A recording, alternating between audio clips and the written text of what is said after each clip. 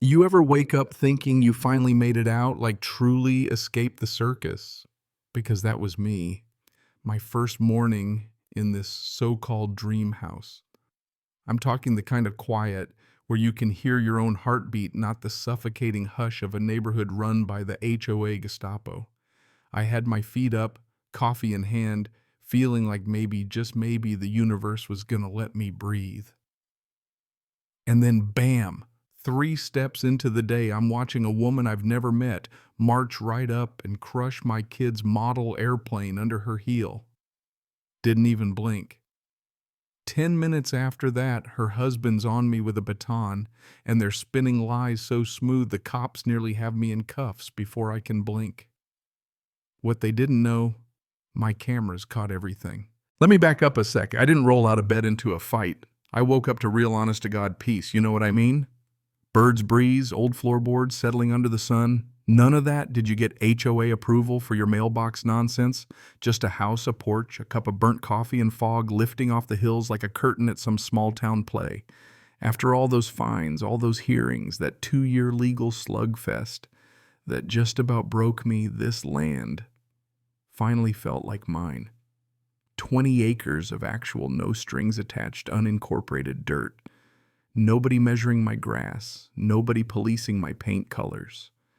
Just me, the mess my family made, and the sort of hope I'd almost forgotten how to feel. The kids were knocked out late-night pizza moving day chaos, our cat gone full ninja, and hiding out in the box marked winter coats. The driveway looked like a garage sale, boxes everywhere, moving blankets abandoned like some weird campfire. But it was our mess, our fresh start. I'm not saying I was naive, just hopeful. That's what it felt like. Then I spot this SUV rolling slow down the road.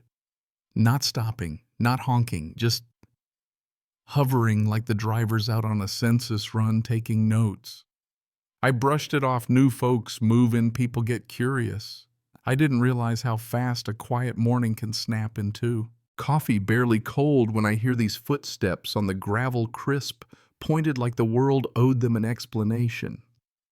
I turn, and there she is, navy blazer, sunglasses, hair cut sharper than my granddad's marine knife. No smile, no neighborly welcome, just a folder clutched like she's about to serve me papers. She stops 10 feet from me, chin up like she's buying my land with her eyes.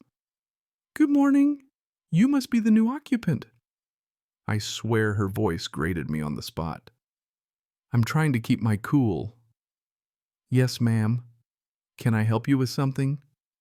She slides off her shades, slow and dramatic. "Karen Fowler, president of the High Pines Preserve Homeowners Association." I nearly laughed. Another Karen, of course. She keeps going, says my land's just been absorbed into her little fiefdom. She's got paperwork, sticky notes, highlighter everywhere, probably a whole chapter on mailbox regulations. She shoves them at me, and honestly, my patience is already hanging by a thread. I let out a breath. "Ma'am, I've been reading maps since before you learned to spell power trip. This is county land. I pay county taxes, not your quilting club." She doesn't flinch, just pushes the map closer. "You're required to comply. All regulations effective immediately." "I don't even touch the papers." I point down the drive. "Step off my property." Her face tightens surprise then.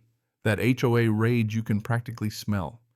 "You don't understand how this works. High Pines has authority over this area. You refuse, there'll be penalties. Big ones." I look her dead in the eye. "Show me the law. Show me the jurisdiction." She starts to shake and I count slow. "You have 10 seconds to leave before I call trespassing."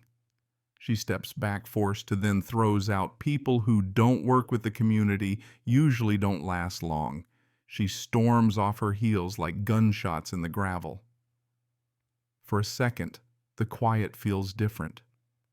The storm's not here yet, but it's close. And I knew that wasn't the end. Didn't expect her back in 3 hours, but there she is, stomping up more piss than before. "I'm not done with you," she snaps. I keep calm, but she's already eyeballing the box by my porch, the one with "Do Not Crush" model plane written in blue by my son. She studies it, then just smiles at me. Cold, like she found my Achilles heel. She lifts her foot and just grinds it down, all her weight.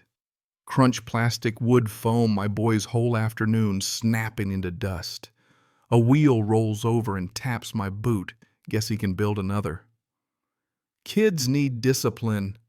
I'm shaking, but my voice stays low. That was my son's, she shrugs. Teach him not to leave trash. My anger condenses cold dents. Step away from the box. She rolls her eyes, heads for my U-Haul, grabs the latch. Inspecting community property, she says. That truck isn't yours, and neither is this land. I slam the latch before she can open it. She jumps back. You assaulted me. I didn't touch her. Blocking is the same as assault. She's already dialing 911, loving every second. And that's when I get it. The crushed plane wasn't rage. It was a message. She's not just trying to annoy me, she wants to break me. Her husband's engine roars up the driveway, big black pickup dust cloud muscle for hire written all over his jacket. Richard, built like a linebacker, Fowler Security Services on his chest, marches straight up, finger in my face. You touch my wife Karen's, ready with her script, fake crying, showing off a bruise. Richard's got a baton swinging before I can even talk.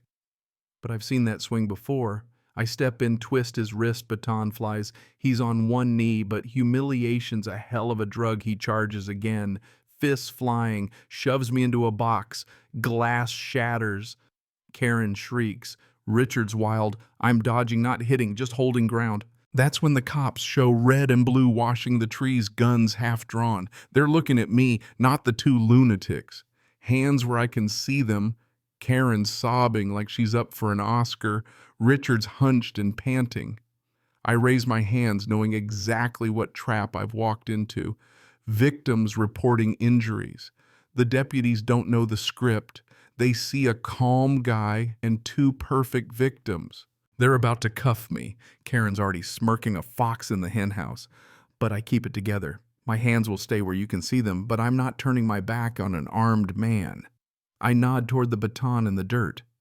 Didn't fall from the sky. And I have everything on camera. Karen explodes. He's lying. He made that up. The first crack in her mask. Camera over the garage. Full audio. Continuous. The deputy hesitates. Karen panics. Don't let him. He's dangerous. The older cop grabs my tablet, pulls up the feed. As the footage rolls her, marching her, crushing the plane, her screaming for drama. Richard swinging the deputies go from hostile to, well, you could see the truth land. The officer turns calm but heavy. Is there any part of your statement that matches this video? Karen's mouth moves, but nothing comes out. Richard is shrinking in his boots. False reporting is a criminal offense. So is trespassing. So is destruction of property.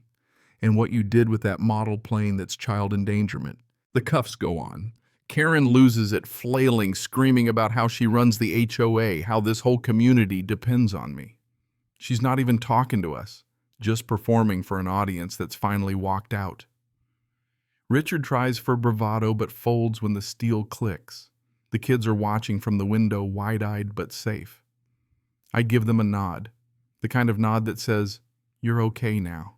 The deputies load Karen and Richard into the patrol car, Karen threatening to have their badges, Richard just hollow. The cop turns to me. "You handled yourself better than most would." That helped us see what really happened. The car drives off. The quiet comes back. This time it feels earned. But the real twist, my lawyer Theo shows up that night. He's seen everything. He lays out the real county zoning map and the one Karen tried to pass off. Turns out the HOA moved their border lines on paper by 80 yards, just enough to rope in my property. Why? Because my land is the only thing blocking their new golf course expansion. They filed fraudulent documents, sent Karen to bully me into compliance, and my land grandfathered in can't be annexed, ever. That's not the only break. Next morning, one of the High Pines maintenance guys shows up scared stiff but hands me a flash drive. Proof, he whispers. Turns out the board's been plotting forced annexations on Zoom calls. talking about draining legal funds, pushing out anyone who resists, and targeting the new guy on the hill, me. It's all organized, all on video, predators in suits. Theo pushes me to post the footage, says sunlight's the best disinfectant. The video goes viral, hundreds of thousands of views, people sharing their own HOA horror stories. It gets so big, a local news crew shows up. When the story hits TV, the internet explodes again, digging into Karen's past, Richard's business, finding other victims. I have to go online, ask folks not to harass them, just let the law handle it. That earns respect, believe it or not. But now the real house of cards starts to collapse. Theo gets his hands on more records, bank statements showing board members funneling HOA dues into their own shell companies. Internal emails about pushing expansion before anyone can fight back. They weren't just picking on me. They'd been scamming the whole neighborhood for years. The DA gets involved. Fraud, embezzlement, racketeering, the whole 9 yards. The HOA board implodes. At the first hearing, the judge reads out every count: false boundaries, extortion, harassment, fraud. Karen gets probation and a restraining order. Richard gets 90 days in county, loses his security license. The board gets dissolved, the expansion plans tossed in the trash. And me, the judge, says my property is forever outside any HOA reach. A week later, I plant a new sign at the end of my driveway.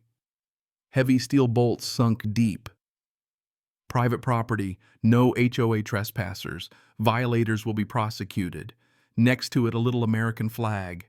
Nothing fancy, just a reminder. My daughter's painting in the sunroom again.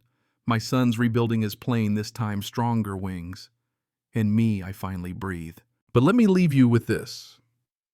Is it justice if you have to fight this hard for it? Or is that just survival in a world where power and paperwork mean more than decency? Where do you draw the line between defending your rights and letting bitterness take root? Would you have done the same or gone further? Drop your own stories below. Let's talk about what's right, what's wrong, and how far you'd go to keep your home safe, because this isn't just my fight. It's a warning and maybe a lesson about how truth, when you're stubborn enough to hang on, still has a fighting chance.